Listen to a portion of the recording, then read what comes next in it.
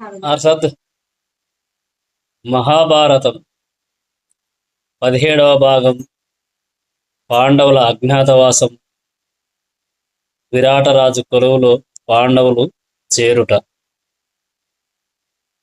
అధ్యాయం 43. విరాటరాజు కొలువులో యుధిష్ఠిరుడు అనగా ధర్మరాజు సన్యాసి వేషం ధరించాడు. అర్జునుడు నపుంసకుని రూపం దాల్చాడు. మిగిలిన వారు కూడా వారి వారి వేషాలను ధరించారు. వారెంత జాగ్రత్తగా వేషాలు వేసుకున్నప్పటికీ వారి సహజ అందం విచిత్రంగా దాచలేకపోయింది. వారు విరాటరాజు వద్దకు వెళ్ళి తమను సేవకులుగా నియమించాల్సిందిగా కోరారు. వారి రూపాలను చూసి వీరు పరిపాలన చేసేవారిలా ఉన్నారు గాని సేవకులుగా ఉంటారని అనుకోలేదు. కానీ వారు తమకు ఉద్యోగాలు ఇవ్వాలని రాజును మిక్కిలి వేడుకున్నారు. దీంతో రాజు వారు కోరిన పనుల్లో సేవకులుగా నియమించాడు. యుధిష్ఠిరుడు ధర్మరాజు విరాటరాజుకు అనుచరుడై ఆయనతో పాచకలాడుతున్నాడు. భీముడు పాకశాల అధిపతి అయ్యాడు. విరాటుని ఆస్థానానికి వచ్చిన గొప్ప మల్లవీరులతో కుస్తీపడి క్రూరమృగాలను సాధించి రాజుకు ఆనందం కలిగిస్తున్నాడు. అర్జునుడు బృహన్నల అనే పేరుతో రాజకుమార్తె ఉత్తరకు ఇతర రాజ స్త్రీలకు ఆటపాటలు వీణాది పరికరాల సహాయంతో నేర్పుతున్నాడు. నకులుడు అశ్వశాల అధిపతి అయ్యాడు. సహదేవుడు రాజు గో సంపదకు అధిపతి అయ్యాడు. రాజకుమార్తె అయిన ద్రౌపది సైరంధ్రి పేరుతో విరాటుని రాణి సుధిష్ఠకు దాసి అయింది.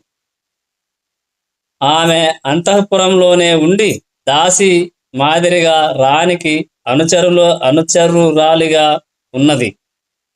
సుధీష్ణ సోదరుడైన కీచకుడు విరాటుని సైన్యాధిపతి.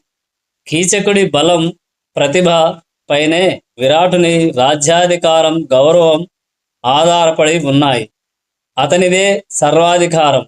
వృద్ధ విరాటుడు నామమాత్రపు రాజుగాని మత్స్యరాజ్యమంతా కీచకుడే నడుపుతున్నాడని ప్రజలు అనేవారు. కీచకుడు తన బల ప్రతాపాలను చూసుకొని విరాటునిపై తన ప్రభావాన్ని తలచుకొని గర్వించేవాడు. కీచకుడు సైరంధ్రి అనగా ద్రౌపది రూప లావణ్యం చూసి మోహించి ఆమెను పొందాలనే దురాలోచన కలిగి ఉన్నాడు. ఆమె ఒక దాసి అని, దాసీలకు కూడా ఎదురు తిరిగే సమర్థత ఉంటుందని తలవక తన బల పరాక్రమాలను అందాన్ని చూసి ఆమె తప్పక తనను ప్రేమించగలదని నిశ్చయంగా నమ్మాడు.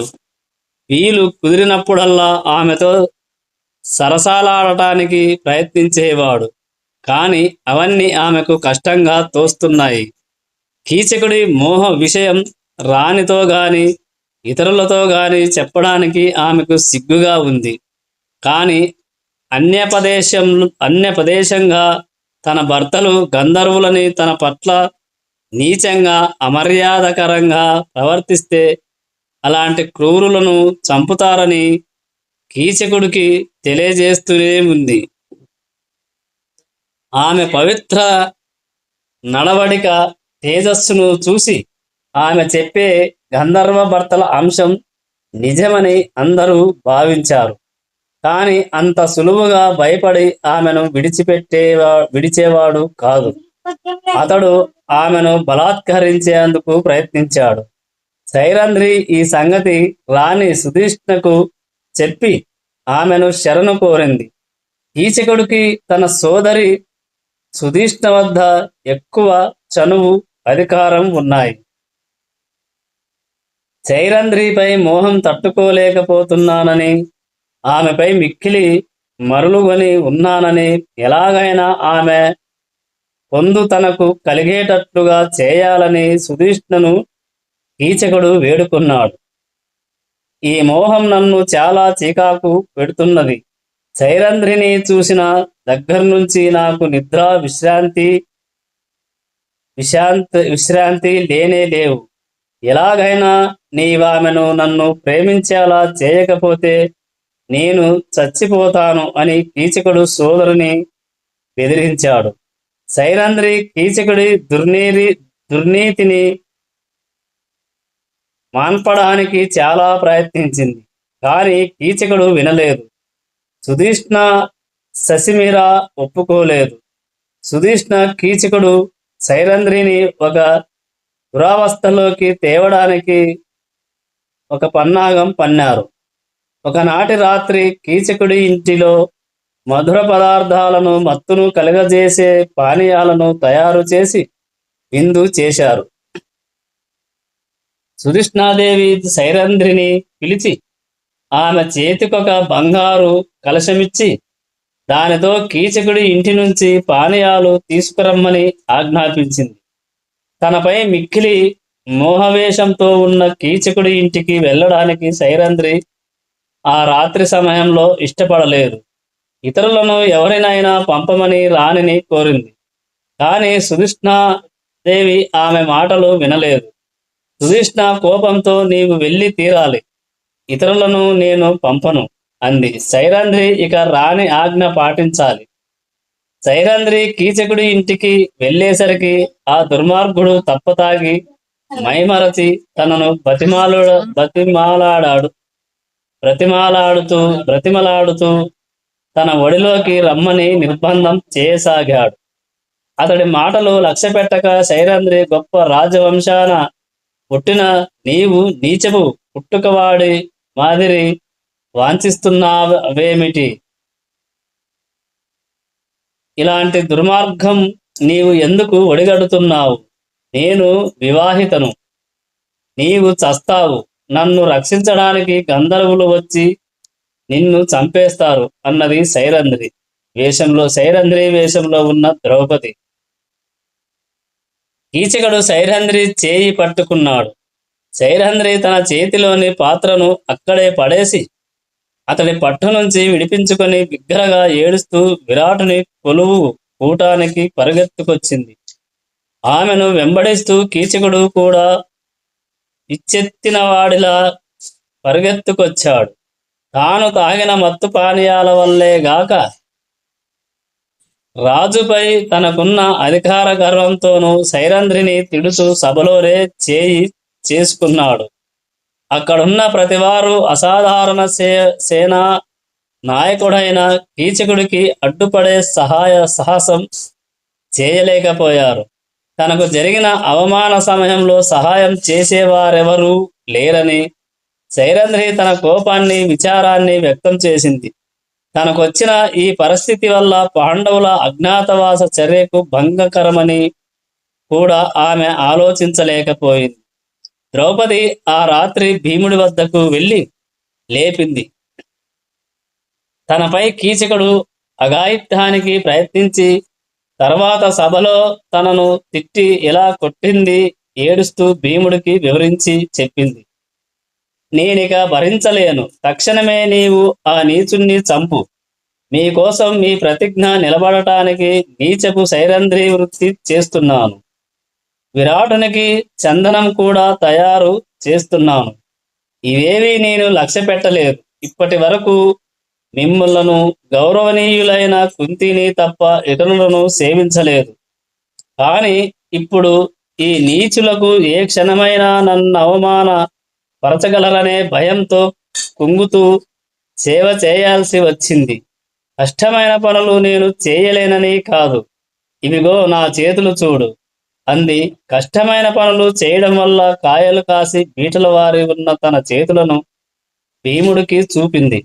భీముడు ఆ చేతులను గౌరవపూర్వకంగా తన ముఖానికి కళ్ళకు అద్దుకున్నాడు. భీముడు కూడా విచారం, కనికరం, ప్రేమ వీటి కలయికతో మాట్లాడలేక ఆమె కంటి బాష్పాలను తుడిచాడు. చివరికి ద్రౌపదితో ధర్మరాజు వాగ్దానాన్ని గాని అర్జునుడి సలహాను గాని నేను లక్ష్య పెట్టను. ఏమి జరుగుతుందో కూడా దాన్ని నేను లక్ష్య పెట్టను. నీవు చెప్పినట్టే కీచకుణ్ణి చంపేస్తాను అని నిలబడ్డాడు. భీముడు ద్రౌపది అతన్ని బతిమాలి తొందరపడరాదని ఆపింది. ఈ విషయమై వారిద్దరూ ఒక ఆలోచన చేసి దానికి కార్యరూపం ఇవ్వాలనుకున్నారు. కీచకుణ్ణి ఎలాగైనా వంచించి అతన్ని ఎలాగైనా రాత్రిపూట ఒంటరిగా నాట్యశాలలోనే ఒక మూల భాగానికి వచ్చేలా చేస్తే అక్కడ ద్రౌపది స్థానంలో స్త్రీ వేషం ధరించిన భీముడే కీచకుడి కోసం వేచి ఉన్నట్లు ఏర్పాటు చేశారు. మరునాడు ఉదయం కీచకుడు మరలా దర్పంతో పేలుతూ సైరంధ్రి వెంట పడ్డాడు. సైరంధ్రి, రాజు సమక్షంలోనే నిన్ను తిట్టి పడదోసి తన్నాను. నీకు సహాయం చేయడానికి ఎవరైనా వచ్చారా? ఈ మత్స్యరాజ్యానికి విరాటుడు పేరుకు రాజు. సేనాధిపతి అయిన నేనే అసలు రాజును. ఇప్పుడు నీవు తెలివి తక్కువగా ఆలోచించకు. వచ్చి నాతో జీవితాన్ని ఆనందించు. రాజ లాంఛనాలన్నీ నీవే. నేను నీకు అత్యంత మృత్యుడను అవుతాను అంటూ కీచకుడు ద్రౌపదిని వేడుకున్నాడు. ఇలా ఆమె చేరువకు వెళ్ళి తన మన్మథాగ్నితో చూడసాగాడు. అయితే ద్రౌపది కీచకుడికి స్వల్పంగా వశమైనట్టుగా నటించింది. కీచక, నీ ప్రార్థనను ఇక తోసి రాజా ననలేను. కానీ నీ స్నేహితులకు గాని ఇతర అనుచరులకు గాని మన మోహ సంబంధం తెలియకూడదు. నీవు ఈ రహస్యాన్ని ఎవ్వరికీ తెలియనివ్వబోనని ఒట్టుపెట్టు. అప్పుడు నేను నీకు వశమవుతాను, నీ కోరిక తీర్చుతాను అన్నది ద్రౌపది. దీంతో కీచకుడు బ్రహ్మానందభరితుడయ్యాడు. ద్రౌపది కోరినట్లుగా ఎవ్వరికీ తెలియనివ్వబోనని ఒట్టు అన్నాడు. ఈ రాత్రికే నీవు ఎక్కడికి రమ్మంటే అక్కడికే వస్తా అన్నాడు. నాట్యశాలలో పగలు రాజస్త్రీలు ఆటపాటలు నేర్చుకొని రాత్రి అవడంతోనే ఎవరి గదులకు వారు వెళ్తారు. రాత్రి వేళ ఎవ్వరూ నాట్యశాలలో ఉండరు. ఈ రాత్రికి అక్కడికి రా. నీకోసం నేనక్కడ వేచి ఉంటా. అప్పుడు నీకు ఇష్టం వచ్చినట్టు నన్ను ఉపయోగించుకోవచ్చు అని ద్రౌపది అన్నంతనే కీచకుడు ఆనందంలో ఊలలాడాడు. ఆ రాత్రి కీచకుడు జలకమాడి సుగంధాలను పూసుకొని అలంకరించుకొని నాట్యశాలకు వెళ్ళాడు. తలుపులు తెరచి ఉండటాన్ని గమనించాడు. సంతోషంతో లోనికి వెళ్ళాడు. లోపల మినుకు వెలుగులో ఎవరో పాన్పు పైన పడుకున్నట్టు కీచకుడు చూశాడు. ఇక్కడెవరు పడుకుంటారు? సైరంధ్రియే అనుకున్నాడు. ఆ మినుకు వెలుతురులో తడుముకుంటా పాన్పు వద్దకు వెళ్ళాడు. మెల్లగా తన చేతులను పడుకున్న వారిపై వేశాడు. అయ్యో, ఇదేమిటి? ఇది మృదువైన ద్రౌపది శరీరం కాదే అనుకుంటూ ఉండగా భీముడు లేచి కీచకుడిపై పడ్డాడు. అతన్ని నేల మీద పడేశాడు. ఆశ్చర్యపడ్డాడు కీచకుడు. వారిద్దరూ ఘోరమైన మల్ల యుద్ధం చేశారు. ద్రౌపది ఒకానొక గంధర్వ భర్తతో యుద్ధం చేస్తున్నానని అనుకున్నాడు కీచకుడు. అయితే కీచకుడు మధ్య యుద్ధం సామాన్యమైన విషయం కాదు. భీముడు, బలరాముడు, కీచకుడు ముగ్గురు బహుబలంలోనూ మల్ల యుద్ధంలోనూ సమానమైన వారని ఖ్యాతి చెందారు. భీమ కీచకుల యుద్ధం పూర్వం వాలి సుగ్రీవుల యుద్ధం మాదిరిగా ఉంది. చివరికి భీముడు కీచకుడి శరీరాన్ని పొడిచి కుక్కి ఒక రూపం లేని మాంసం ముద్దలా చేసి చంపాడు. ఈ సంతోష వార్త ద్రౌపదికి తెలిపాడు భీముడు. తన పానశాలకు వెళ్ళి భీముడు స్నానమాడి మంచి గంధం శరీరానికి పూసుకొని కమ్మగా నిద్రపోయాడు. ద్రౌపది ద్వారపాలకులను లేపింది. కీచకుడు నన్ను పొందడానికి రాత్రి వచ్చాడు. నేనిది వరకు అతడితో చెప్పిన ప్రకారం నా గంధర్వ భర్తలు అతన్ని చంపారు.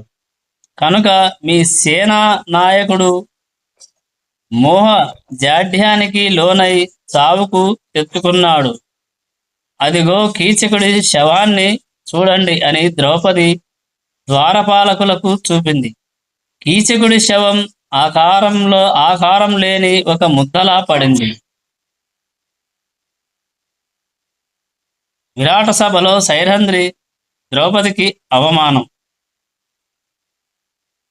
అధ్యాయం 44. మత్స్య ప్రతిఘటన. కీచకుని హత్య గురించి తెలిసిన తరువాత విరాటు ప్రజలకు ద్రౌపది అంటే భయం ఏర్పడింది. ఆమె అందరి హృదయాలు ఆకర్షించే అందమైనది. అయితే ఆమె ఎంత అందమైనదో అంత ప్రమాదకరమైనదని గంధర్వులు ఆమెను రక్షిస్తారని, ఆమె వల్ల పట్టణ ప్రజలకు రాజబంధువులకు అపాయం వస్తుందని, కనుక ఆమెను పట్టణం నుంచి వెళ్ళగొట్టాలని కొంతమంది ప్రజలు సుధీష్ణ వద్దకు వెళ్ళి కోరారు. అప్పుడు సుధీష్ణ, నీవు నిస్సంశయముగా పవిత్రమైన దానివి, దయవుంచి మా పట్టణం నుంచి వెళ్ళిపో. నీ వల్ల నాకు చాలా నష్టం జరిగింది అన్నది ద్రౌపదితో. ఇది జరిగే సమయానికి వారి అజ్ఞాతవాస కాలం కేవలం 1 నెల మాత్రమే ఉంది. ద్రౌపది సుధీష్ణను వేడుకొంది. మరో నెల మాత్రమే తనను పనిలో ఉంచాలని కోరింది. ఆ నెల పూర్తయితే గంధర్వులైన తన భర్తలు వారి కార్యాలు పూర్తి చేసుకుని తనను తీసుకువెళ్తారని బ్రతిమలాడింది. అయితే గంధర్వులకు కోపం తెప్పిస్తే ప్రమాదం వస్తుందని ద్రౌపది కోరికను నిరాకరించడానికి సుధీష్ణ భయపడింది. 13వ సంవత్సరం ప్రారంభం నుంచి దుర్యోధనుడు ద్వారా పంపిన వేగులు అజ్ఞాతవాసంలో ఉన్న పాండవులను కనిపెట్టడానికి వెతుకుతూనే ఉన్నారు. వీరు కొన్ని నెలల పాటు తిరిగి వచ్చి తమకు పాండవుల గురించి ఏమీ తెలియలేదని, బహుశా దుర్భర దారిద్ర్యంతో కృషించి చనిపోయి ఉంటారని దుర్యోధనుడికి తెలిపారు. కీచకుణ్ణి చంపగలవారు ప్రపంచంలో 2 ఉన్నారు. అందులో భీముడొకడు. దీనివల్ల వారికి అనుమానం కలిగి కీచకుణ్ణి చంపగల బలశాలి అయిన గంధర్వుడు భీముడే అనుకున్నారు. ఏ స్త్రీ విషయమై గొడవ జరిగిందో ఆమె ద్రౌపది కావచ్చని దుర్యోధనుడు తలచాడు. నిండు సభలో అతడి అనుమానాలను చెప్పాడు. పాండవులు విరాట పట్టణంలో ఉన్నారని నా అనుమానం. ఈ విరాటరాజు మనతో సఖ్యతగా ఉండటానికి ఇష్టపడని గర్విష్టి రాజుల్లో ఒకడు. కనుక విరాట దేశంపై దండెత్తి రాజు ఆవుల మందను మనం తెచ్చుకోవడం మంచిదని నాకు తోస్తుంది. పాండవులు నిజంగా అక్కడుంటే మన పైకి యుద్ధానికి వస్తారు. ఆ విధంగా మనం పాండవులను తేలిగ్గా గుర్తించొచ్చు. అలా గుర్తిస్తే పాండవులను మరో 12 ఏళ్ల పాటు అరణ్యవాసం చేయించొచ్చు. విరాటుని రాజ్యంలో పాండవులు లేకపోతే మనకు పోయేదేమీ లేదు. త్రిగర్తరాజు సుశర్మ దీనికి సమ్మతించాడు అన్నాడు దుర్యోధనుడు. మత్స్యరాజు మనకు శత్రువు. కీచకుడు నాకెన్ని కష్టాలు తెచ్చిపెట్టాడు. కీచకుడి మరణంతో విరాటుని బలం తగ్గిపోయింది. ఇప్పుడే విరాటునిపై దండెత్తడానికి అనుమతి ఇవ్వండి. కర్ణుడు ఈ అభిప్రాయాన్ని అంగీకరించాడు. సుశర్మ దక్షిణ దిశకు సైన్యంతో వెళ్ళాలని, విరాటుని సైన్యమంతా అటువైపు తిప్పుకోవాలని, దుర్యోధనుడు తన కౌరవసేనతో ఉత్తర దిశ నుంచి అకస్మాత్తుగా యుద్ధానికి వెళ్తే ఆ దిశలో కౌరవులను ఎదుర్కొని ప్రతిఘటించడానికి ఎవరూ ఉండరు అని అందరూ నిశ్చయించుకున్నారు. సుశర్మ మత్స్యదేశాన్ని దక్షిణం నుంచి తన సైన్యంతో చుట్టుముట్టాడు.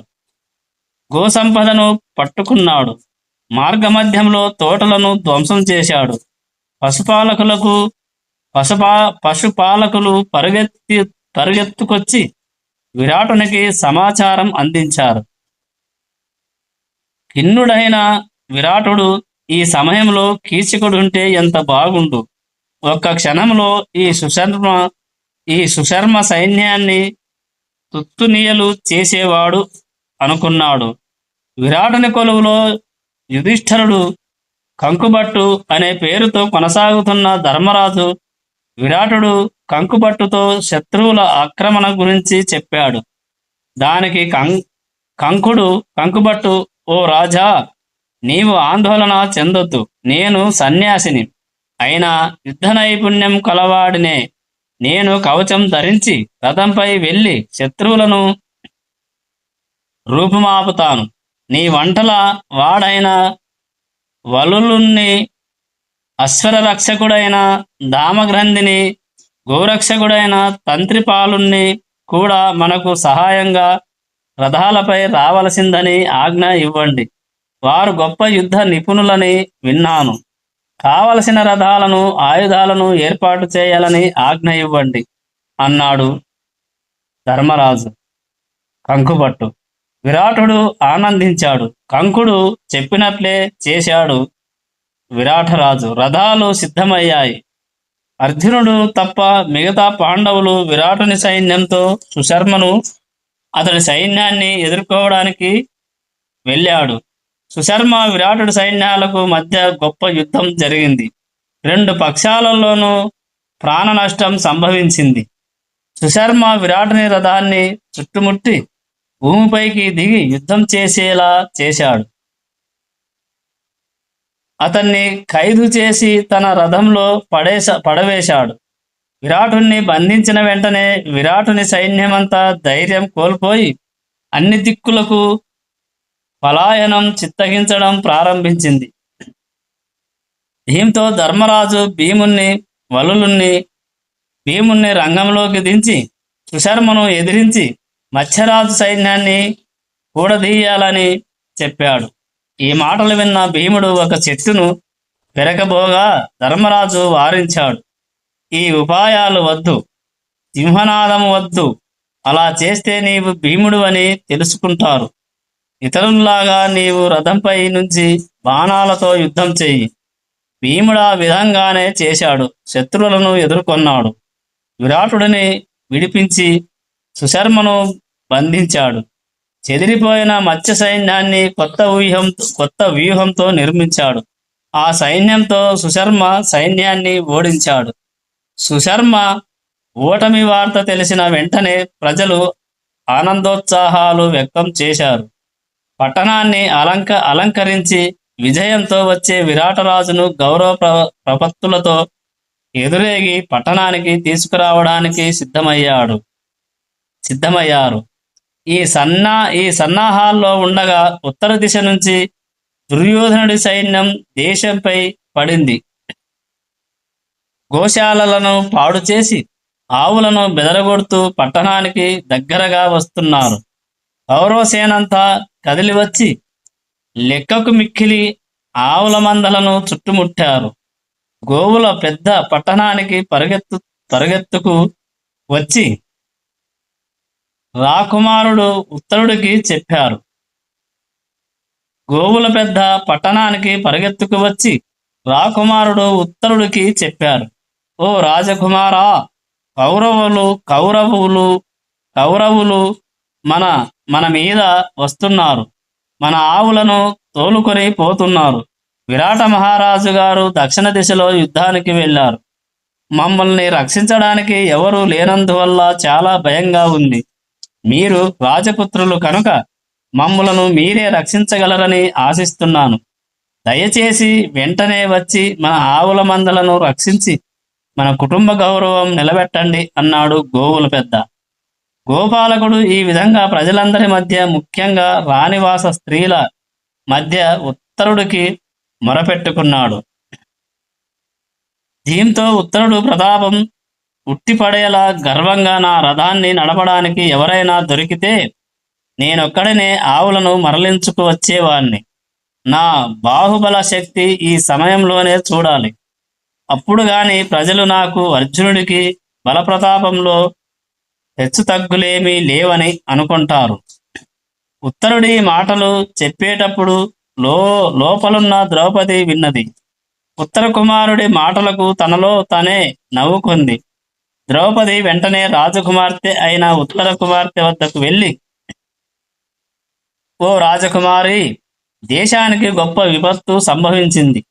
కౌరవ సైన్యం మన పట్టణంపై దండెత్తడానికి ఉత్తర దిశ నుంచి వస్తుంది.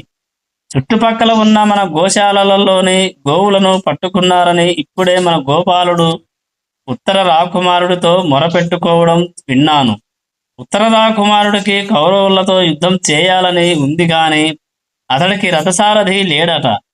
జయించి కీర్తి సంపాదించడానికి రథసారథి లేకపోవడమే కారణమైతే బృహన్నల అర్జునుడి వద్ద రథసారథిగా ఉన్నాడు. పాండవ మహిషి ద్రౌపది వద్ద నేను ఉన్నప్పుడు ఈ విషయం తెలుసుకున్నాను. బృహన్నల అర్జునుడి వద్ద విలువిద్య నేర్చుకున్నాడని కూడా విన్నాను. నీవు వెంటనే వెళ్ళి బృహన్నల వద్దకు వెళ్ళి ఉత్తర రాకుమారుడి రథం నడపాలని ఆజ్ఞ ఇవ్వు అని సైరంధ్రి ద్రౌపది ఉత్తర కుమార్తెకు చెప్పింది. దీంతో ఉత్తర రాకుమార్తె తన అన్న వద్దకు పరిగెత్తుకొని వెళ్ళింది. బృహన్నల గొప్ప రథసారథి అని, పాండవ వీరుడైన అర్జునుడికి సారథ్యం చేశాడని సైరంధ్రి చెప్తుంది. ఆమె పాండవుల అంతఃపురంలో సేవకురాలిగా ఉన్నప్పుడు ఈ సంగతి తెలుసుకున్నదట. బృహన్నలను తీసుకొని నీవు యుద్ధరంగానికి వెళ్ళి దేశానికి కీర్తి సంపాదించుకొని రా అన్నది. ఉత్తర కుమార్తె దానికి ఉత్తరుడు అంగీకరించాడు. వెంటనే రాకుమారి నాట్యశాలకు పరుగున వెళ్ళి బృహన్నలతో కౌరవులు మా గోసంపదను తోలుకొని పోతున్నారు. విరాటరాజు లేని సమయంలో ఆ దుర్మార్గులు వచ్చారు. నీవు అర్జునుడి రథం నడిపావని, యుద్ధంలో కూడా నేర్పరివని సైరంధ్రి చెప్పింది. వెళ్ళి మా అన్న అయిన రాకుమారుడికి రథసారథ్యం చేయి, భయపడకు, రాకుమారుడు నిన్ను తప్పక రక్షిస్తాడు అని అడిగింది. బృహన్నల తనకొచ్చిన నవ్వును ఆపుకున్నాడు. సిగ్గును అభినయిస్తూ రథసారథ్యానికి అంగీకరించాడు. అక్కడున్న స్త్రీలంతా బృహన్నల భయాన్ని చూసి నవ్వారు.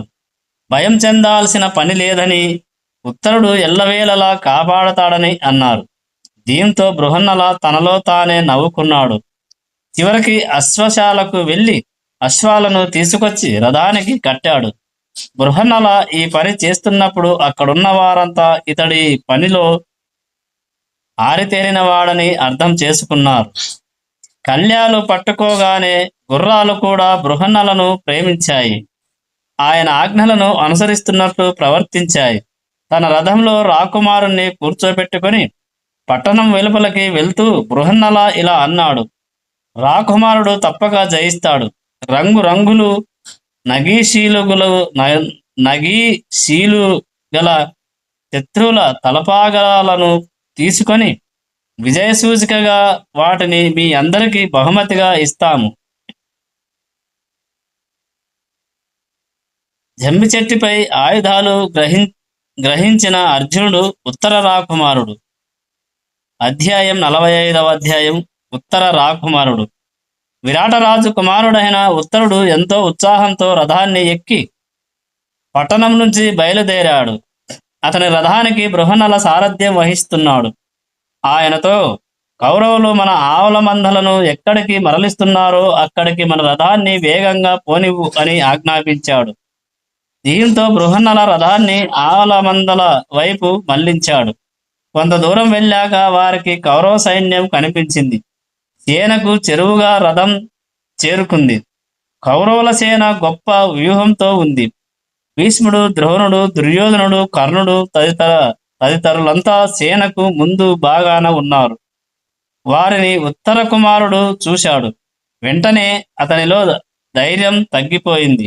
అతని నాలుక భయంతో ఎండిపోయింది. అవయవాలన్నీ సడలిపోయినట్టు అయ్యాయి. కౌరవసేన చాలా భయంకరంగా కనిపించింది. తన రెండు చేతులతో కళ్ళను మూసుకున్నాడు. నేను ఒక్కన్ని ఇంత సైన్యాన్ని ఎలా ఎదుర్కోగలను? నాకా సైన్యం లేదు, నాకా సైన్యం లేదు. ఉన్న సైన్యమంతా తన తండ్రి తనతో తీసుకువెళ్ళాడు. ఈ సైన్యాన్ని తాను ఒక్కడే ఎదుర్కోవటం అసాధ్యం అని తలచాడు. ఆ వెంటనే ఓ ఈ బృహన్నల, రథాన్ని వెనక్కి మరలించు అని భయంతో అన్నాడు. బృహన్నల నవ్వి, ఓ రాజకుమారా, గొప్ప దైవ నిశ్చయ బుద్ధితో గొప్ప దైవ నిశ్చయ బుద్ధితో నీవు పట్టణం నుంచి బయలుదేరావు. స్త్రీ జనమంతా నీ వీరత్వం కీర్తిని గురించి ఆనందించారు. పురజనులు కూడా నీపై భారం ఉంచి నిన్నే నమ్ముకున్నారు. సైరంధ్రి నన్ను పొగిడినది నీవు కోరగా నేను వచ్చాను. గోవులను తీసుకుని పట్టణానికి తిరిగి వెళ్ళకపోతే మనల్ని చూసి అందరూ అపహాస్యం చేస్తారు. నేను వెనక్కు రథాన్ని మరల్చను. మన సైన్యంతోనే యుద్ధం చేద్దాం. ఏమాత్రము భయం చెందవద్దు అని బృహన్నల అన్నాడు. ఈలోపు కౌరవసేన వారి దగ్గరగా వచ్చింది. ఉత్తరుని ముఖంలో విషాదం అలుముకుంది. గద్గద స్వరంతో, నేను యుద్ధం చేయలేనంటే చేయలేను, అంతే. కౌరవులు ఆవులను తోలుకపోనివ్వు. మహిళలు నవ్వినా నవ్వి నేను లక్ష్యపెట్టను. మనకంటే అనేక రెట్లు బలవంతులైన శత్రువులతో మనం యుద్ధం చేయలేము. ఓ బృహన్నల, రథాన్ని వెనక్కు మరల్చు, లేకపోతే నేను రథం దిగి వెనక్కు లంఘిస్తాను అని ఉత్తర కుమారుడు అన్నాడు. వెంటనే తన బాణాలను రథంలోనే వదిలేసి రథం నుంచి దూకి భయభ్రాంతుడై పట్టణంలోకి పరిగెత్తనారంభించాడు.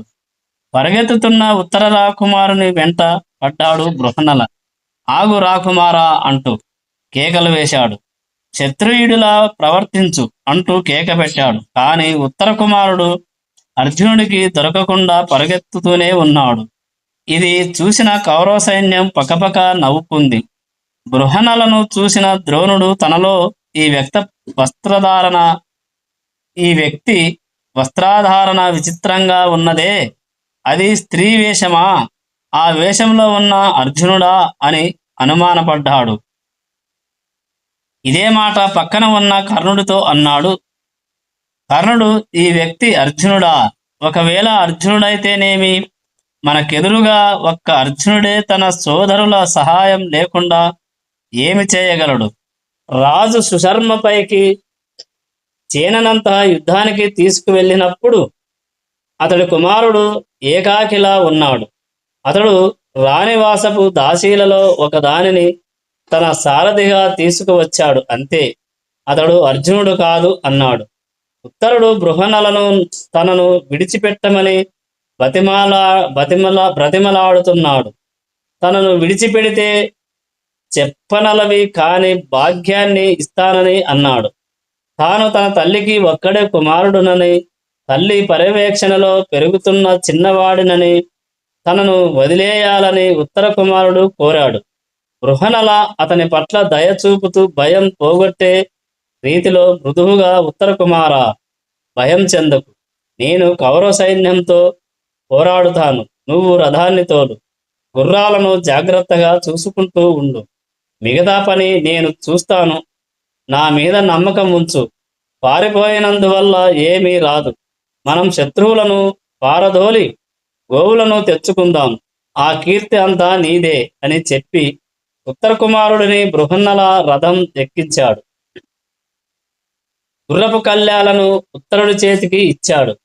సమీపంలోని శ్మశానానికి దగ్గరగా ఉన్న చెట్టు దగ్గరకు రథాన్ని పోనివ్వమని కోరాడు.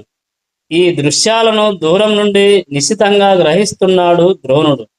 రథంలో ఉన్నది అర్జునుడని గుర్తించాడు.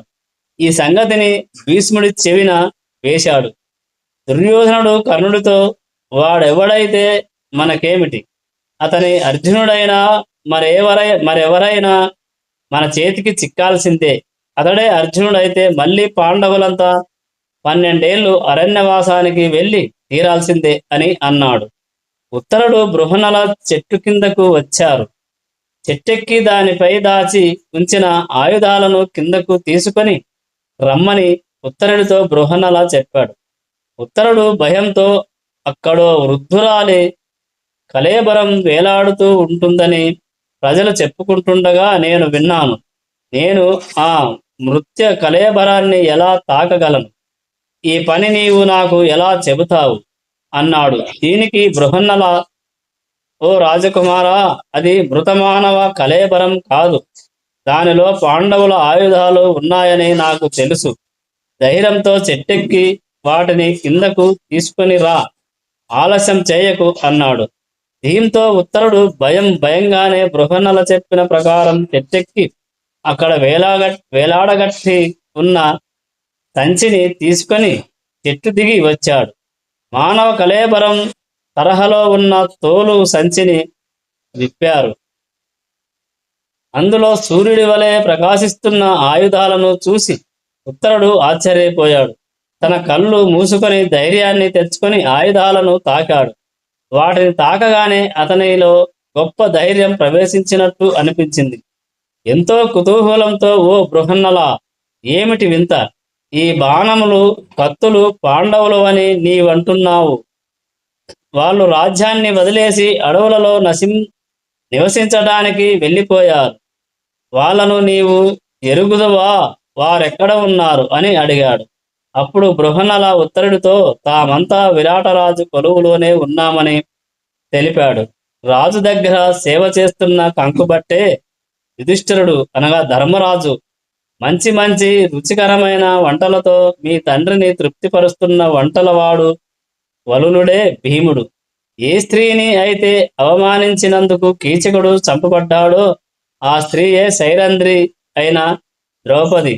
అశ్వశాల అధికారి దామ గ్రంథి నకులుడు. గోవుల అధికారి తంత్రి పాలుడు సహదేవుడు. బృహన్నలగా నీ ముందున్న నేను అర్జునుణ్ణి. ఓ రాకుమారా, భీష్మ ద్రోణ అశ్వత్థామలు చూస్తుండగానే కౌరవులను ఓడించి మన ఆవుల్ని తీసుకువచ్చి నీకిస్తాను, చూడు. నీవు కూడా కీర్తి సంపాదిస్తావు. నీకిది నేర్వదగిన విద్య అవుతుంది అన్నాడు. ఉత్తరుడు తన చేతులను జోడించి, ఓ అర్జున, నా ఈ కళ్ళతో నిన్ను చూడటం నా అదృష్టం. మహానుభావుడు జయప్రదుడు అయిన అర్జునుడి దర్శన స్పర్శతో నాకు జవసత్వం కలిగింది. అజ్ఞానంతో నేను చేసిన తప్పులను క్షమించు అని వేడుకున్నాడు. కౌరవసేన వారిద్దరిని సమీపిస్తుంది. అర్జునుడు రథం దిగి దైవాన్ని ప్రార్థించి తన చేతికి ఉన్న గాజులను తీసివేసి చర్మంతో తయారు చేసిన హస్తాలను తొడిగాడు. గాలికి ఎగురుతున్న తన జుట్టుపై ఒక వస్త్రాన్ని చుట్టాడు. తూర్పు దిక్కుకు తిరిగి తన కవచాన్ని తలచుకొని రథంపైకి ఎక్కాడు. వెంటనే గాంధీవం అతని దగ్గరకు చేరింది. గాంధీవాన్ని నారికి బిగించి 3 సార్లు నారిని మీటాడు. బృహన్నల వేషంలో ఉన్న అర్జునుడు మీటిన ధ్వని 4 దిశలా ప్రతిధ్వనించింది. ఆ ధ్వని విన్న కౌరవసేన నిశ్చయంగా ఈ శబ్దం గాంధీవానిదే, ఆ రథంపై ఉన్న అర్జునుడే అనుకున్నారు. ఆ సమయంలో అర్జునుడు దేవదత్తం అనే శంఖాన్ని పూరించాడు. ఆ శంఖరావంతో కౌరవసేన ఉలిక్కిపడింది. వారంతా భయభ్రాంతులై పాండవులు వచ్చారని పెద్ద ధ్వని చేశారు. ఉత్తర గోగ్రహణం. అర్జునుడి సహాయంతో కౌరవసేనపై గెలుపొందిన ఉత్తర రాకుమారుడు. అధ్యాయం 46. నెరవేరిన వాగ్దానం. భూమి కంపించేలా అర్జునుడు రథంలో నుంచి పిడుగుల వంటి శబ్దాలతో వెళ్తున్నాడు. గాంధీవ ధ్వని వినగానే కౌరవులు గుండెల విషాయి. ద్రోణాచార్యుడు ఆందోళనతో, మన సైన్యాన్ని వ్యూహాత్మకంగా నడపండి, అర్జునుడు వచ్చాడు, అతడే ఇప్పుడు మనతో యుద్ధం చేయబోతున్నాడు అని అన్నాడు. దుర్యోధనుడు కర్ణుడితో, అతడే అర్జునుడైతే ఇక మళ్ళీ పాండవులు 12 ఏళ్ల పాటు అరణ్యవాసం చేయవలసిందే అంటూ యుద్ధానికి ముందుకు వెళ్ళాడు. కర్ణుడు అర్జునుణ్ణి చూసి, అతడు అర్జునుడైన పరశురాముడైన భయపడవలసిన అవసరం లేదు. నేను అర్జునుణ్ణి నిలువరించి అజ్ఞాతవాస వాగ్దానాన్ని గుర్తు చేస్తాను. యుద్ధాన్ని చేసి తీరుతాను. మిగతా వారు తనకు సహాయం చేసినా చేయకున్నా సరే నేనిక్కడ ఒక్కడినే అర్జునుణ్ణి ఆపుతాను. ఈలోగా మీరంతా మత్స్యరాజు గోవులను తోలుకు వెళ్ళండి అన్నాడు. ఆ మాటలు విన్న కృపాచార్యుడు, ఇది ఖచ్చితంగా తెలివిలేని పరిహాస ప్రసంగం. మనమంతా కలిసే అర్జునుణ్ణి ఎదుర్కోవాలి. అప్పుడే విజయం మన సొంతం అవుతుంది. అందుకే నీవు తానొక్కడినే నిలవరించగలననే డంబాలు మాను అన్నాడు. దీంతో కర్ణుడికి కోపం వచ్చింది.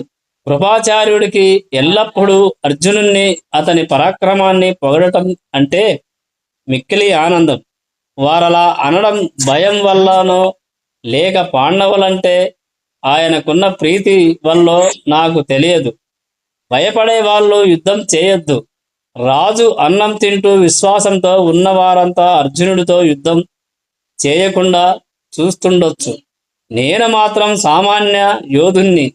నేను మిత్రుణ్ణి ప్రేమిస్తాను. శత్రువులను పగతో చూస్తాను. నేనిక్కడే ఉండి యుద్ధం చేస్తాను. వేదాలను చదివిన, శత్రువులను ప్రేమించి మెచ్చుకుంటున్న మనుషులకు ఇక్కడ పని ఏముంది అని కర్ణుడు అపహాస్యం చేశాడు. ద్రోణుడి కుమారుడు కృపుని మేనల్లుడు అయిన అశ్వత్థామ మాత్రం కర్ణుడి నిందలను వెక్కిరింతలను భరించలేకపోయాడు.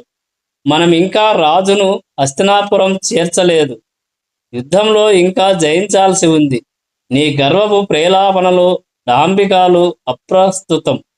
మేము క్షత్రియులం కాకపోవచ్చు, వేదశాస్త్రాలను చదివిన వాళ్ళం కావచ్చు, కానీ ఏ శాస్త్రంలోనూ రాజులను జూదం ద్వారా దగా చేసి పరరాజ్యాలను సంపాదించడం న్యాయసమ్మతం అని నేను కని విని ఉండలేదు.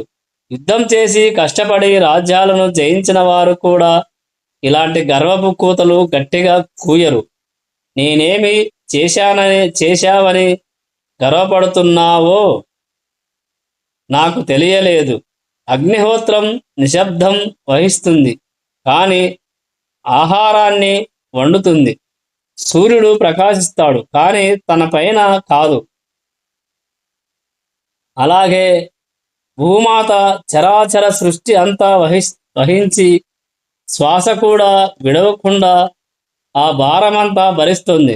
ఇతరుల రాజ్యాన్ని అక్రమంగా జూదంతో చేపట్టి గ్రహించిన క్షత్రియుడు ఎలా స్తోత్రార్హుడు అవుతాడు? పాండవులను దగా చేసి రాజ్యాన్ని సంపాదించామన్నది అమాయక పక్షులను పట్టణానికి వల పన్నడం వంటిదే.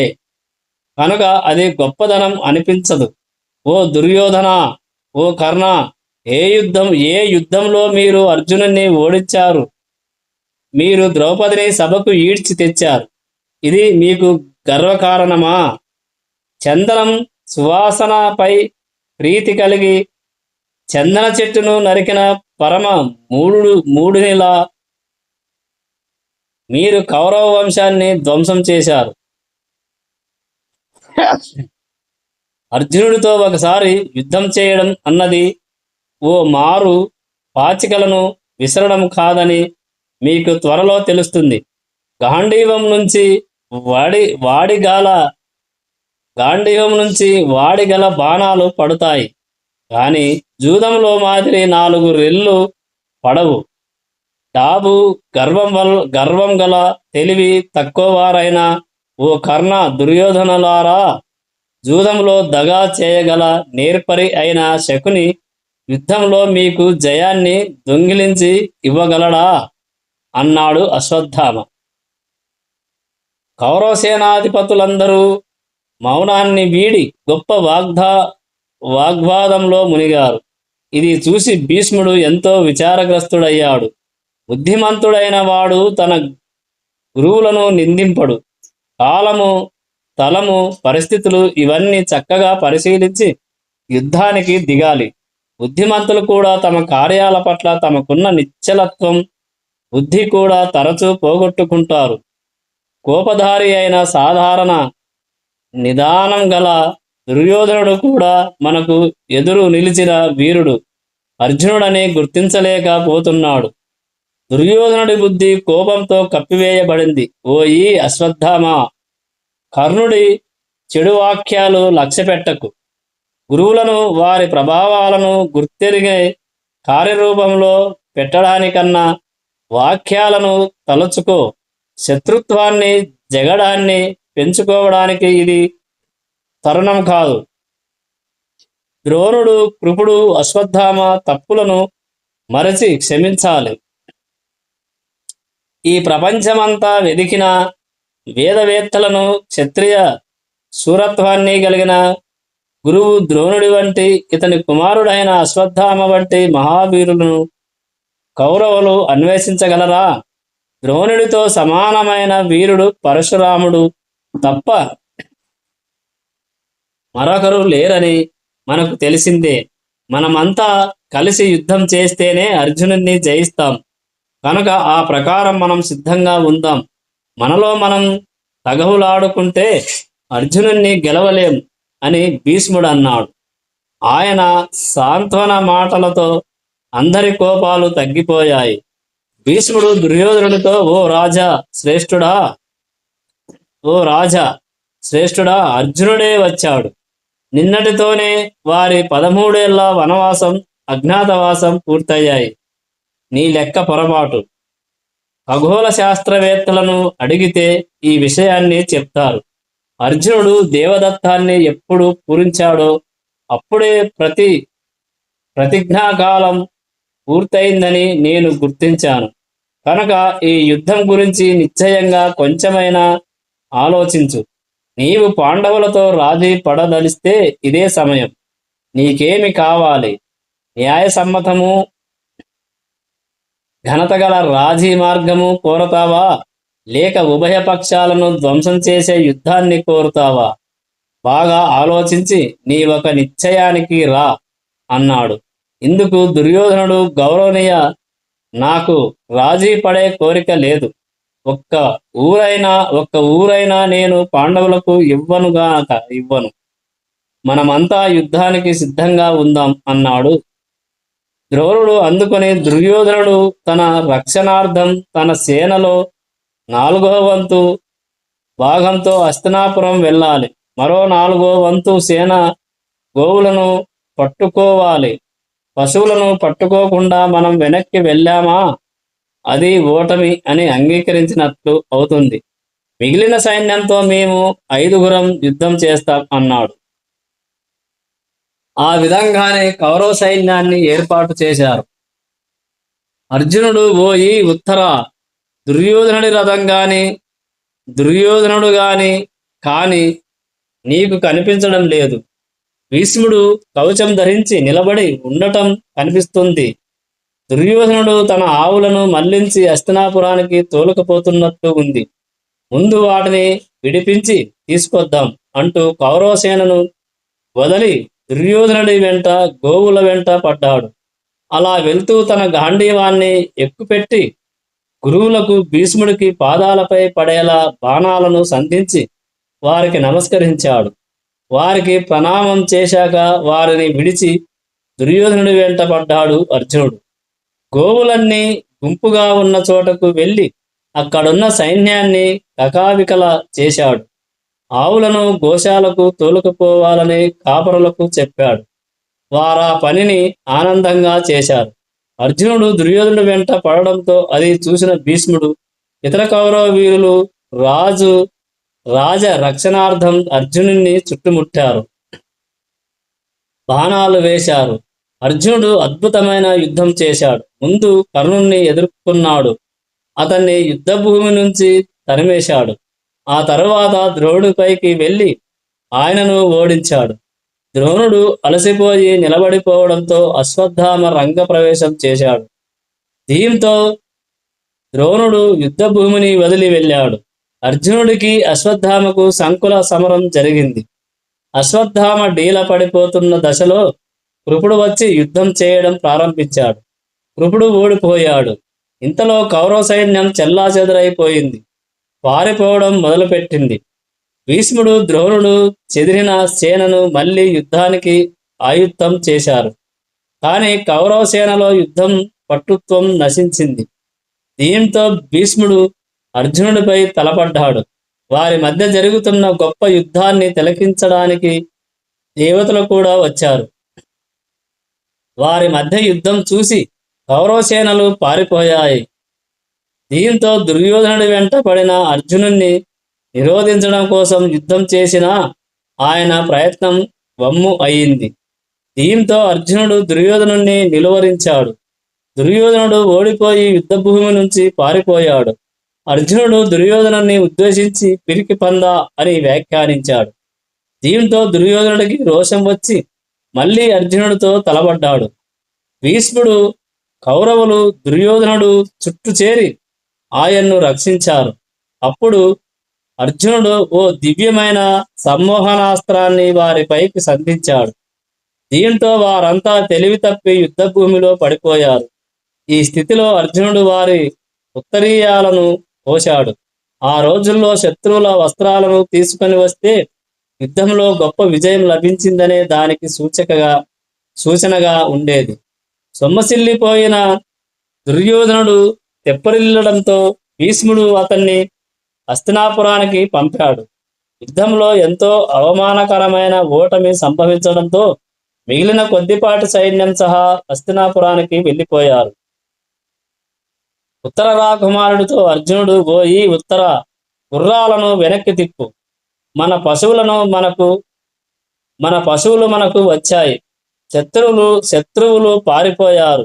రాకుమారా, నీ రాజ్యానికి వెళ్ళి చందనం, పుష్పాలు మొదలైన వాటిని నీ శరీరానికి అలంకరించుకో. తిరుగు ప్రయాణంలో అర్జునుడు ఆయుధాలను చెట్టుపైన దాచి మరలా బృహనల వేషం వేసుకున్నాడు. యుద్ధంలో ఉత్తరుడు గొప్ప విజయం సాధించాడని పట్టణమంతా తెలియజేయాలని ముందుగా దూతలను పట్టణానికి పంపాడు.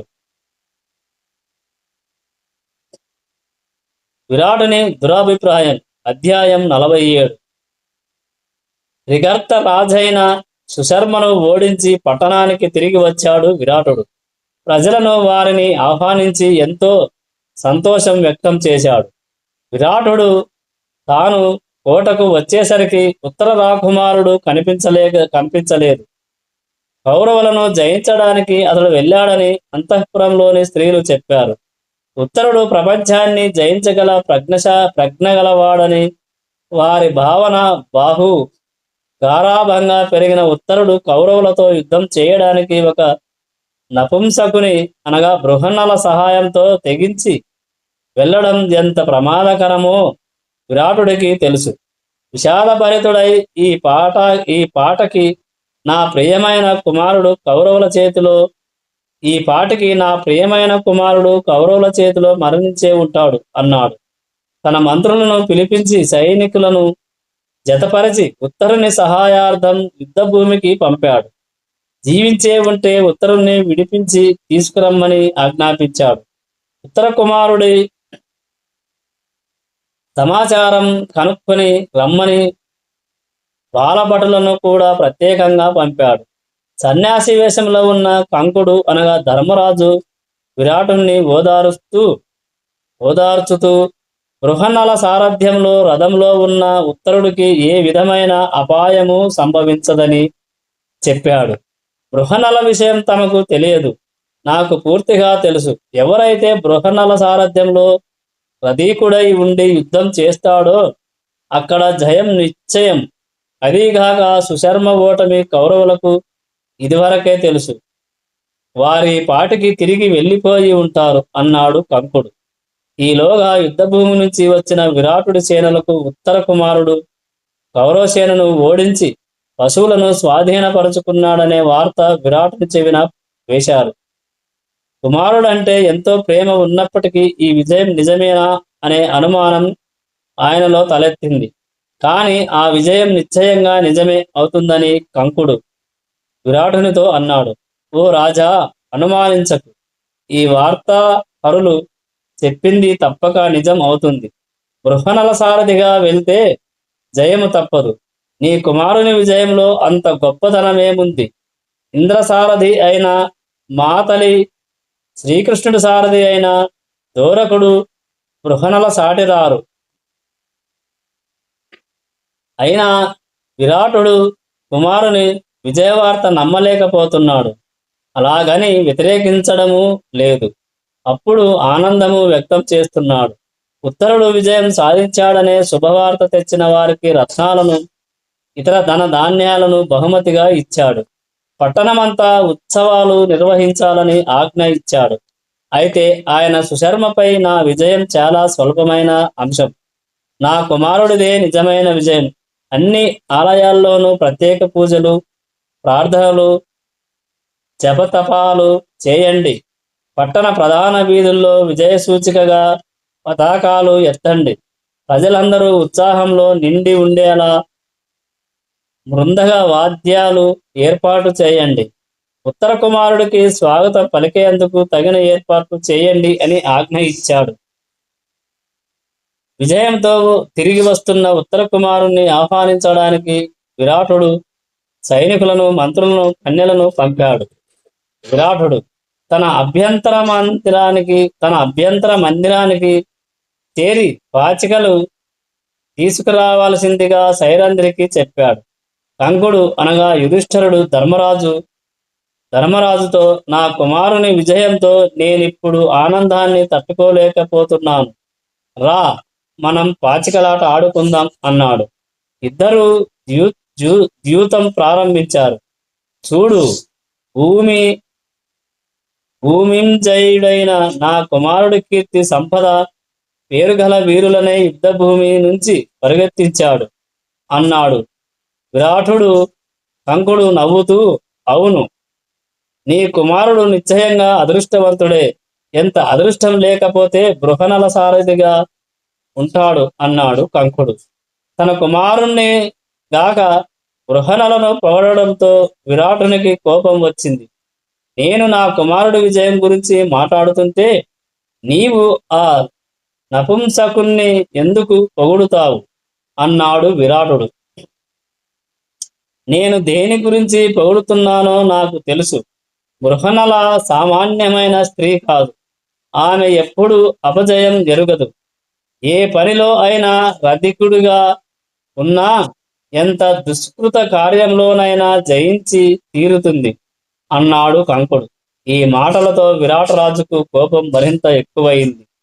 కంకుడు మాటి మాటికి ఉత్తరుణ్ణి తక్కువ చేసి మాట్లాడుతున్నాడనే భావనతో ఆయన ముఖంపైకి పాచికలు విసిరేసి చెంపదెబ్బ కొట్టాడు. విరాటుడు కంకుడికి గాయమై రక్తం వచ్చింది. సమీపంలోనే ఉన్న సైరంధ్రి పరుగు పరుగున వచ్చి కంకుడి రక్తాన్ని చీర కొంగుతో ఒత్తి ఓ బంగారు పాత్రలోకి రక్తాన్ని పిండింది. మరింత కోపావేశుడైన విరాటుడు సైరంధ్రిని ఉద్దేశించి, ఏమిటి అనవసరమైన పని? ఎందుకు ఆ రక్తాన్ని పాత్రలోకి పిండుతున్నావు అని అడిగాడు. ఓ రాజా, సన్యాసి రక్తం భూమి మీద పడకూడదు. ఇతడి రక్తపు చుక్కలు ఎన్ని భూమి మీద పడతాయో అన్ని సంవత్సరాల పాటు నీ రాజ్యంలో వర్షాలు కురవవు. అందుకే నేను ఇలా రక్తాన్ని పాత్రలోకి పిండాను. తమకు కంకుని మహత్యం తెలియదు కాబోలు అన్నది సైరంధ్రి. ఇంతలో దౌవారికుడు వచ్చి ఉత్తర రాకుమారుడు బృహన్నల వచ్చారు. ఉత్తరుడు రాజదర్శనానికి వేచి ఉన్నాడు అని తెలియజేశాడు. విరాటుడు సంభ్రమాశ్చర్యంతో లేచి నిలబడి లోనికి రమ్మనమను అని చెప్పాడు. ఈ సమయంలోనే కంకుడు ఆ దౌవారికుడితో, బృహన్నలను లోపలికి రానీయకు, బయటే నిలుపు అన్నాడు.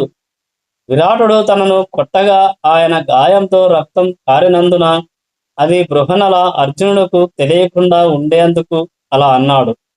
తనను ఈ విధంగా చూస్తే అతడికి కోపం కట్టలు తెంచుకుంటుందని భావించాడు.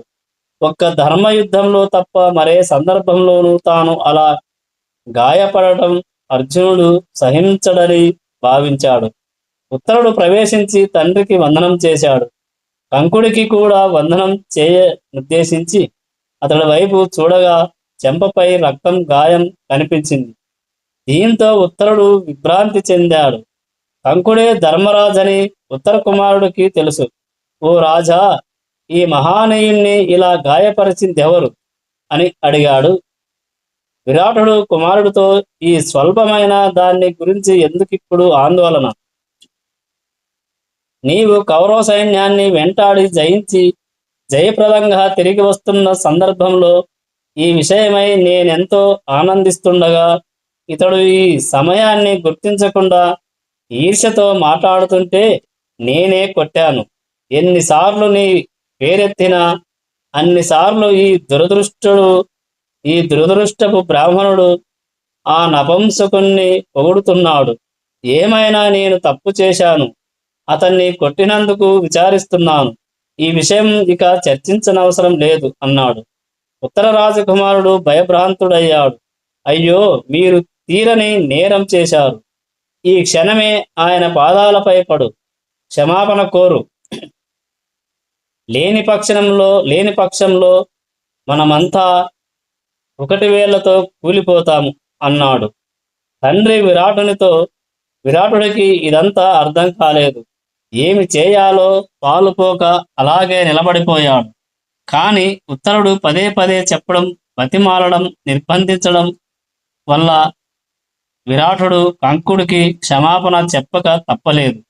కంకుడు ముందు తల వంచి నమ్రతతో తన తప్పును క్షమించవలసిందిగా కోరాడు. తరువాత కుమారుణ్ణి కౌగిలించుకున్నాడు. కుమారా, నీవు నిశ్చయంగా వీరుడవు. నీ వృత్తాంతమంతా వినడానికి నేనెంతో ఆతృతతో ఉన్నాను. నీవెలా ఆ కౌరవ సైన్యాన్ని ఓడించావు, ఎలా ఆవులను మరలించి తెచ్చావు అని ప్రశ్నించాడు. ఉత్తరుడు తన తలను దించుకొని, నేను ఏ సేనను జయించలేదు, ఏ ఆవులను మరలించి తేలేదు. ఆ పనంతా ఓ దేవకుమారుడు చేశాడు. అతడు మన పని తనదిగానే భావించి నన్ను బతికించాడు. కౌరవ సైనికులను ఓడించి పరుగెత్తించాడు. మన ఆలమందలను మరలించి తెచ్చాడు. నేనేమీ చేయలేదు అన్నాడు. వీటిని విరాటుడు నమ్మలేకపోయాడు. ఆ దైవకుమారుడు ఎక్కడున్నాడు? ఆ మహావీరునికి నేను వందనం చేసి నా కుమారుని రక్షించినందుకు, కౌరవ సేనను ఓడించినందుకు నా కృతజ్ఞతను చూపించవలసి ఉంది. అతడికి నా కుమార్తె, ఉత్తర కుమార్తెను ఇచ్చి పెళ్లి చేస్తాను. వెళ్ళి ఆ వీరుణ్ణి తీసుకురా అన్నాడు విరాటుడు. ప్రస్తుతం అతడు అంతరార్థనమయ్యాడు. ఈ రోజు గాని రేపు గాని మళ్ళీ రాగలడు అని ఉత్తర కుమారుడు నిజమే పలికాడు. అర్జునుడు నిజంగా దేవకుమారుడే అప్పటికి బృహన్నలుగా అంతరార్థమయ్యాడు. విరాటరాజు సభాంగణంలో పట్టణ ముఖ్యులందరూ కొలువుదీరి ఉత్తర రాకుమారుడి విజయాలు కీర్తించి ఒక ఉత్సవం నిర్వహించాలని నిర్ణయించారు. కంకుడు అనగా ధర్మరాజు వంటవాడైన వలుడు భీముడు, బృహన్నల అర్జునుడు, తంత్రిపాలుడు నకులుడు, ధర్మగ్రంథుడు సహదేవుడు వీరు కూడా ఎవరు పిలవకుండానే ఆ సభకు వచ్చి రాజుల మధ్యలో కూర్చున్నారు. కొందరు ఆశ్చర్యపోగా మరికొందరు వారిని మనసులో సమర్థించారు. ఈ సేవకులు కష్ట సమయంలో రాజుకు, ప్రజలకు గొప్ప సాయం చేసినందున ఆ మాత్రం చనువు తీసుకోవడానికి తగిన వారే అని అభిప్రాయపడ్డారు. విరాటరాజు సభకు వచ్చారు. రాజపుత్రులు, పట్టణ ప్రముఖులు కూర్చుండే స్థానాల్లో కంకుడు, వలుడు, బృహన్నల, తాంత్రిపాలుడు, ధర్మగ్రంథుడు కూర్చొని ఉండటం చూశాడు. కోపావేశుడయ్యాడు. వారి పనికి తన అసమ్మతిని ప్రకటించాడు. దీంతో వారంతా లేచి సభామధ్యమానికి వచ్చి విరాటరాజు కొలువులో పనిచేస్తున్న తాము పాండవులమని ప్రకటించారు. కాసేపు మ్రాన్పడిపోయాడు విరాటుడు. ఎప్పరిల్లుకొని ఇన్నేళ్లుగా పాండవులు తనకు సేవ చేయడాన్ని తలచుకొని ఆనందపరవశుడయ్యాడు విరాటుడు. యుధిష్ఠరుణ్ణి కౌగిలించుకొని అనగా ధర్మరాజుని కౌగిలించుకొని తన కృతజ్ఞతను తెలిపాడు. తన రాజ్యాన్ని తన సర్వస్వాన్ని ధర్మరాజుకి ఇచ్చివేశాడు. యుధిష్ఠరుడు స్వీకరించి అనగా ధర్మరాజు స్వీకరించి తిరిగి విరాటుడికే సమర్పించాడు. విరాటుడు తన కుమార్తె అయిన ఉత్తర రాకుమార్తెను అర్జునుడికి వివాహం చేయడానికి నిశ్చయించానని తెలిపాడు. కాని అర్జునుడు వద్దు, అలా చేయడం పద్ధతి కాదు. ఉత్తర రాకుమార్తె నా వద్ద ఆటపాట నేర్చుకున్నది. నేనామెకు గురువును కనుక ఆమెకు నేను తండ్రి లాంటి వాడినవుతాను అన్నాడు. అయితే ఆమెను తన కుమారుడైన అభిమన్యుడికి భార్యగా చేసేందుకు సమ్మతించాడు. ఇంతలో దుర్యోధనుడి వద్ద నుంచి వార్తాహారులు సభకు వచ్చారు. ధర్మరాజును ఉద్దేశించి, కుంతి కుమార, ధనుంజయుడు తాను తొందరపాటుతో చేసిన పని వల్ల మరలా మీరంతా అరణ్యవాసానికి వెళ్ళవలసి ఉంటుందని చెప్పడానికే దుర్యోధనుడు చాలా విచారిస్తున్నాడు. అర్జునుడు 13వ సంవత్సరం అజ్ఞాతవాసం పూర్తి కాకమునిపే తనను తాను బయట పెట్టుకున్నాడు. కావున మొదట్లో చేసుకున్న వాగ్దానం మేరకు మీరంతా మళ్ళీ 12 ఏళ్ళు వనవాసం చేయాల్సి ఉంటుంది అని ప్రకటించాడు వార్తాహరుడు. ఈ మాటకు ధర్మరాజు నవ్వాడు. ఓ ఈ వార్తాహరులారా, మీరు వెళ్ళి దుర్యోధనుడితో ఈ విషయం చెప్పండి. గౌరవనీయులైన భీష్మాదులను ఖగోళ శాస్త్రజ్ఞులను సంప్రదించి వనవాసం అజ్ఞాతవాసం ముగింపు సక్రమంగా జరిగినది లేనిది తెలుసుకోమని చెప్పండి. నీ సైన్యం పైకి ధనుంజయుడి గాంధీవారవం ప్రయోగించడానికి ముందే మా వనవాసం అజ్ఞాతవాసం పూర్తయిందని చెప్పండి అన్నాడు యుధిష్ఠరుడు.